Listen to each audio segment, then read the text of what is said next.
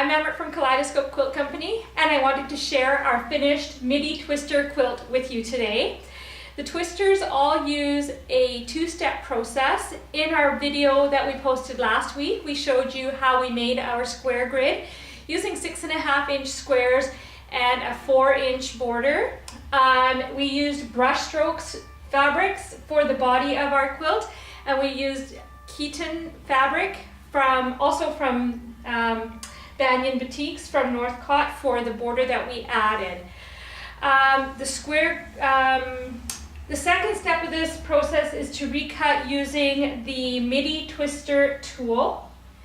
And we used this size to create, this quilt is now 41 by 50. And I'm still going to add another 4-inch border around just to stabilize the edges. If you don't want to add another border, you can stabilize the edges by using just a 1/4 inch from the edge. You can just stitch around the whole piece before you start quilting. If you haven't watched our video, the reason I'm suggesting stabilizing the edges is because these edges are all cut now on a bias, so they will stretch quite a bit if you're not careful with it. We did use Best Press to stabilize the whole piece before we started cutting it up. The video that I'm referring to was posted on our Facebook page last week on Friday, so if you want to have a look at that and let us know what you think, we'd love to hear your feedback.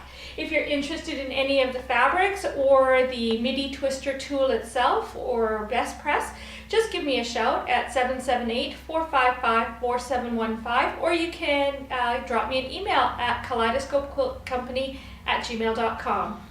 We will come back and show you a picture with the extra borders added in a bit. Thank you. Bye now. All right, so here we are. The quilt is finished. We've put on our 4-inch borders, and this is the finished size of the quilt. Now it's 48 by 57, I believe. And I absolutely just love how this piece turned out. This brushstrokes fabric has, you can see it has a bit of a kind of a washed, kind of stripy look to it. And when you cut it and put it into these blocks, the blocks themselves have so much movement, but because of that striped look, it actually adds, it almost looks like it's moving. It's just beautiful. One thing I forgot to mention earlier is because all of these blocks, once I cut them with the midi twister tool, they were all on bias. So rather than pinning them together, I used these lovely binding clips to hold them in place as I was stitching them together. I'm sure you've seen these around. Clover makes them, and they come in a whole rainbow of colors. They're just really handy for something like this where you want to really treat those pieces with care. So that's the finished quilt. I'm so thrilled with how it turned out. I hope you've enjoyed our videos along the way. Let us know if you have any questions.